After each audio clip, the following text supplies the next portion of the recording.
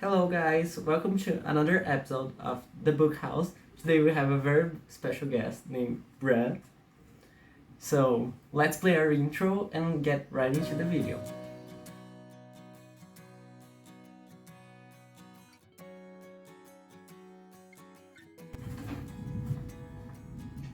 So today's video is going to be about the book Mzungu, written by Mzungu, an author that was born in 1948. Being born at that time means that he really faced off the consequences of Kenya's fight for independence that ended up getting its win in the 1950s. It's really important to understand the book to give that context firstly. And even though it's really important, the author makes sure that the reader knows that it's not an autobiography. It's only heavily inspired by his life. So, now let's see why you should read that book. It tells the story of Kariuki, a 10-year-old boy who lives in the city of Nanyuki, more specifically in the farm of the British colonizer Buonarroti. He is a really evil man and makes life hell for everyone that works in his farm. You can see that by the first conflict that happens in the book, where his rifle gets stolen and he gets really mad and then ends up punishing pretty much everyone that works for him, and ends up blaming the Mau Maus, a really important political group fighting for Kenya's independence at the time.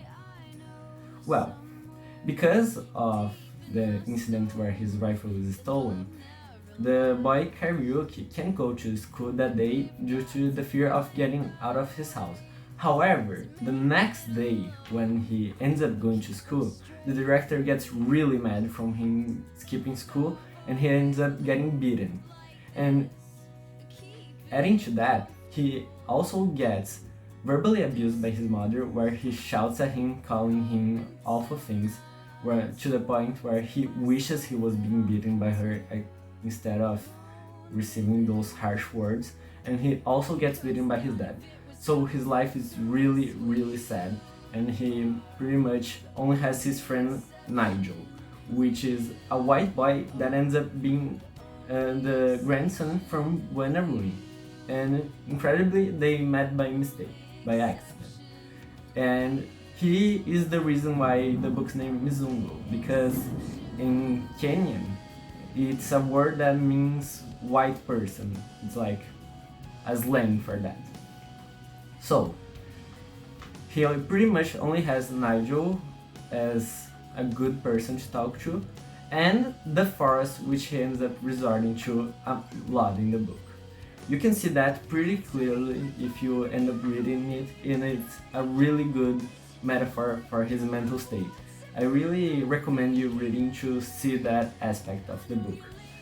Well, so after getting beaten at school by his director, he ends up fleeing to that forest to try to get some comfort in his mind, being alone with himself and with nature. But, however, as he continues to go into the forest, he ends up finding out that the Mau Maus also inhabit there, and he ends up finding that it's not a safe place for him. And when the forest is not a reliable place anymore, his life is also getting completely distracted. It's a really good metaphor between himself and the forest. I really recommend reading because specifically of this aspect of the book and how it shows you how Kenya's fight for independence was. It is a really good book and I recommend for everyone to read it. Goodbye guys, see you next video.